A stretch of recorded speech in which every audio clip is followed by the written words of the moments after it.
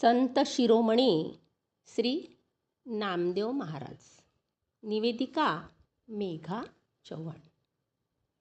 श्री संत शिरोमणी नामदेव महाराज संजीवन समाधी सोहळा नुकताच पार पडला.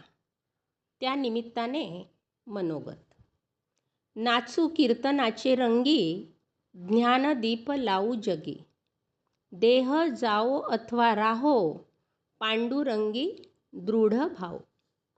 संत नामदेव यांचे मूळ गाव मराठवाड्यातील परभणी हिंगोली जवळचे नरसी बामणी. त्यामुळे त्यांना ग्रामीण जीवन, संतस्थाने यांची जवळून ओळख. तिथे यावनी अंमल, शिवाय दखनी, हिंदी, उर्दू भाषा प्रचलित. उर्दू म्हणजे बाजारातील बोली. त्यामुळे आणि नाच सहवासामुळे माय मराठीबरोबर हिंदीचीही ओळख. त्यांची हिंदी पदावली हा आदिकालीन हिंदी वाङ्मयाचा एक अलंकार मानायला हवा. जाती जमात आणि पात म्हणजे वर्णवर्चस्व हे सामाजिक विषमतेचे खरे कारण. हे वास्तव ज्योतिबा फुले, शाहू आंबेडकरांमुळे आपल्यालाही मान्य करावे लागले. नामदेवरायांनी तेव्हाच ते मुलायम शब्दात समजावले होते.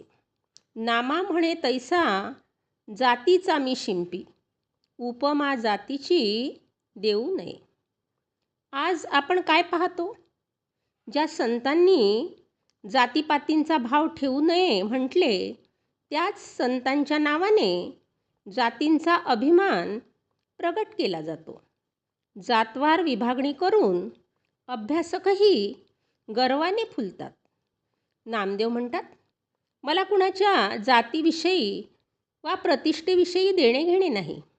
मी कपडे रंगवतो, हरीचे गुणसंकीर्तन करतो, भजनगान करतो, कपडे शिवतो. माझे कर्तव्य ईश्वरार्पण भावाने करतो. सुई आणि सुतळी, कात्री गज दोरा, मांडीला पसारा सदाशिवी. योग मार्ग अत्यंत कष्टसाध्य, भक्तीचा मार्ग तुलनेने पाहता सुलभ, सर्वसामान्यांना आचरता येणारा. नामदेवांनी तो प्रशस्त केला. कष्टाळू हात एकवटून त्यांनी दांभिकांशी 2 हात केले. ज्ञानदेवांची शिकवण प्रत्यक्ष आचरणात आणून सर्वदूर यात्रा केल्यात. भक्ती सोपी आणि देवाचे संकीर्तन करीत त्यांनी वारकरी पंथ मोठा केला. धर्माच्या नावाने हिंदू धर्ममार्तंड आणि मुस्लिम शासक बहुसंख्य भारतीयांना दुय्यम दर्जाचं जीणं जगण्यास भाग पाडत होते. त्याविरुद्ध संत परंपरेत मोठी क्रांती घडवून आणली. फक्त महाराष्ट्रातच नाही, तर देशभरातल्या या क्रांतीचं नेतृत्व नामदेवांनी केलं. सुकी भाकरी पळून नेणाऱ्या कुत्र्याच्या मागे तुपाची वाटी घेऊन जाणारे नामदेव सर्व भूतांमध्ये परमेश्वराचे रूप दडलेले आहे हेच दाखवून देतात. श्रोत्यांनाही सामावून घेणारी वारकरी सामूहिक कीर्तन भजनाची मुहूर्तवेळ ही त्यांनीच रोवली. त्यासाठी त्यांनी अभंग या छंदाची निर्मिती केली. अभंग हा छंद गाळला तर मराठी वाङ्मयात काय उरतं याचा विचार केलेलाच बरा. नामदेवांनीच वारकऱ्यांचा लाडक्या काल्याचा सोहळाही सुरू केला. नामदेव ज्ञानदेव भेटीतून विचारांचा नवा प्रवाह उदयाला आला. कीर्तनाच्या रंगी नाचत देशभर ज्ञानदीप लावण्यासाठी दोघांच्याही प्रभावाखाली सगळी संत मंडळी एकत्र झाली. महाराष्ट्र पिंजून गुजरात, राजस्थान आणि पंजाबपर्यंत हे संत गेले. माणसाला माणूस बनवण्याची ही धडपड होती. हे संत म्हणजे टाळकुटे विरक्त नव्हते.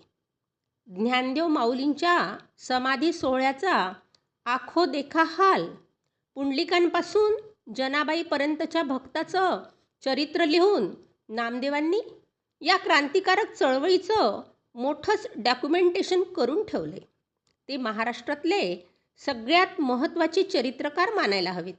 अभंग, संवाद आणि नाट्य, लोककलांचे विविध फॉर्म, श्रीकृष्ण लीला सांगताना मराठीतल्या पहिल्या बालकविता, मराठीतील गझल, इतकं त्यांचं लिखाण वैविध्यपूर्ण आहे. शीख परंपरेच्या गुरुग्रंथ साहेबातही नामदेवांची 61 पदं आहेत. नामदेवांचा देशभरावरचा प्रभाव आजही पाहता येतो. महाराष्ट्र, पंजाबबरोबरच राजस्थान, गुजरात, मध्य प्रदेश, उत्तर प्रदेश, हरियाणा, उत्तरांचल, हिमाचल प्रदेश या राज्यातही त्यांची मंदिरं आहेत. संत नामदेवांनी अत्यंत समाधानाने आपला देह ठेवला. त्यांची समाधी पंढरपूरच्या विठ्ठल मंदिराच्या पायरीवर आहे.